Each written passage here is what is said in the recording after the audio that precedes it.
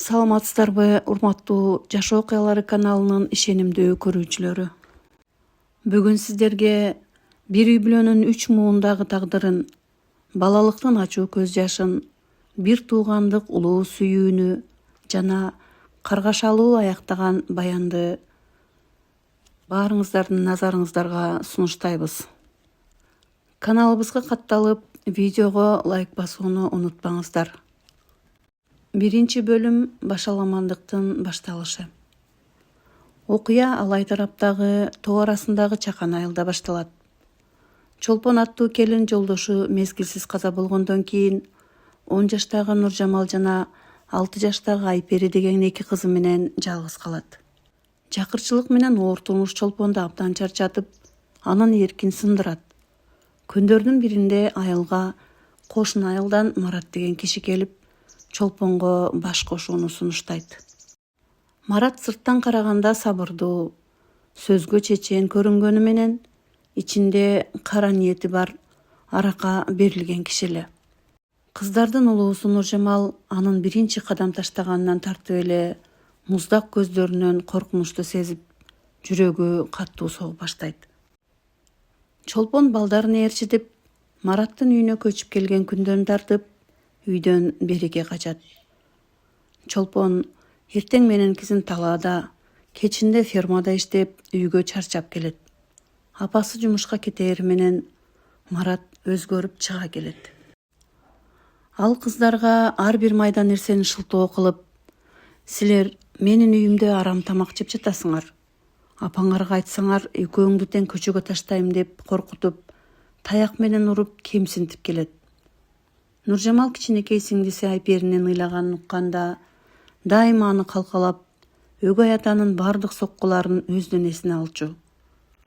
Ал түнү менен калчылдап, ыйлаган сиңдисин кучактап, Айпери, чыда, мен чоңойгондо сени бул тозоктон алып кетем. Экөөбүз бактылуу жашайбыз деп чачынан сылап, сооротуп чыгаар эле. Жылдар бири-бирине уланып өтө берет. Нуржамал 18ге толгондо өгөй атанын зомбулугу психологиялык жактан дагы оорлой баштайт. Нуржамал апасына канча ирет кайрылып, Мараттын кылгандарын айтууга аракет кылганы менен, Чолпон күйөөсүнөн коркуп, жанага көз каранды болгондуктан кайдагыны ойлобогула, ал силерди багып жатат деп кыздарын урушуп коет эле.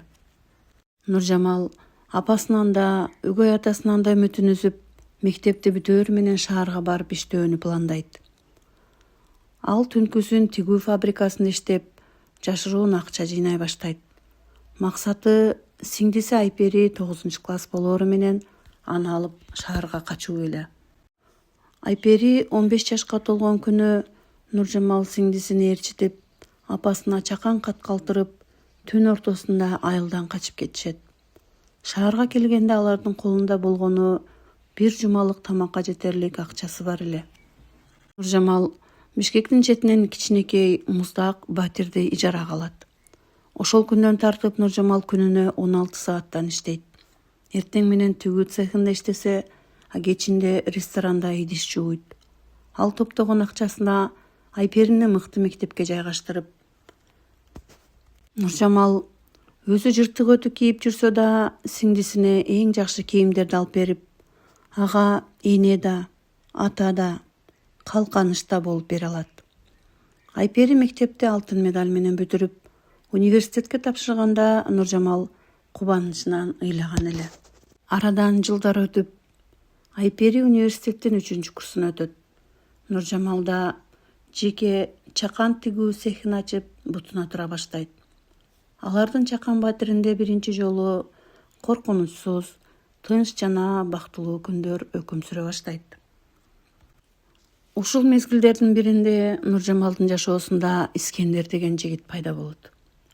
Ал Нуржамалдын цехине кездеме жеткирип иштеген ишкер эле. Искендер башында өзүн абдан сыпайы, камкор, маданияттуу көрсөтөт. Ал Нуржамалга гүлдөр берип, сиңдисине да белектерди алып келип, кыздардын ишенимине толугу менен кирет. Нуржамал өмүрүндө биринчи жолу өзүн аял катары бактылуу сезип, Искендерге жүрөгүн ачат. Арадан 6 ай өткөндөн кийин Искендердин чыныгы жүзү ачыла баштайт. Анын ичиндеги дарылангыс кызганыч жана патологиялык агрессия ойгонот. Ал Нуржамалды ар бир кадамын аңдып, телефонундагы чалууларды текшерип, атүгүл жумуштагы жумушчулардан да кызгана баштайт. Искендер Нуржамалга сен меники ганасың. Сенин сиңдиң да жаныңда жашабаш керек. Андан бөлөк жашашың керек деп талап кое баштайт. Нуржамал анын бул сөздөрүнөн жана ачууланганда көздөрү өзгөрүп кеткенинен кезиндеги өгөй атасы Мараттын элесин көрө баштайт. Ал сиңдисин эч качан калтырбай турганын айтып, Искендер менен мамилени биротоло үзүүнү чечет. Мамиле үзүлгөндөн кийин Искендер Нуржамалды аңдууну токтотпойт. Күздүн жаанчыл бир күнүндө Айпери университетте даярдоо курсунда калып, үйгө кеч келе турган болот. Искендер батирдин ачкычын мыйзамсыз жасатып алып, Нуржамал жалгыз турганда анын үйүнө кирип келет. Ортодо катуу чатак чыгат. Нуржамал аны үйдөн чыгып кетүүсүн талап кылат.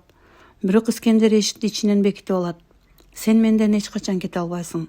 Же меники болосуң, же эч кимге буйрубайсың деп каарданган Искендер бычак менен кол салат. Нуржамал жандал бастып коргонууга аракет кылган менен алган оор жаракаттарынан улам каргашалуу жерде жан берет.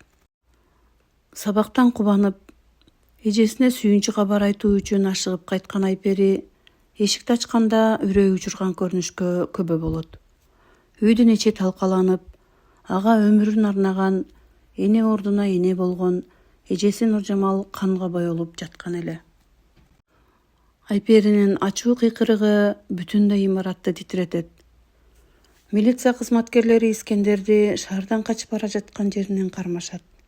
Ал эми ооруканага эжесинин сөөгүн алып кеткен келген апасы Чолпон өмүр бою Маратты коргоп, кыздарына ишенбеген үчүн өкүнүп, боздоп ыйлайт. Бирок өкүнүчтөн пайда жок эле. Айпери эжесинин элесин жүрөгүнө бек сактап, анын атынан кайрымдуулук фондун ачып, зомбулукка кабылган кыздарга жардам берүүнү өмүрлүк максат кылат. Кадырлуу угармандарым, ушуну менен эки бир туугандын ачуу тагдырын баяндаган окуябыз өз соңуна жетти. Кичинекейинен кордук көрүп, бирок сиңдисинин келечеги үчүн жанын берген Нуржамалдын баатырдыгы баарыбыздын жүрөгүбүздө калат. Сиздердин оюңуздарча коомдогу мындай ташбоордукту жана зомбулукту кантип токтотууга болот? Пикириңиздерди комментарийге жазып калтырыңыздар. Каналыбызга катталып, кийинки таасирдүү чыгарылыштарда көрүшкөнчө баарыңыздар аман болуңуздар.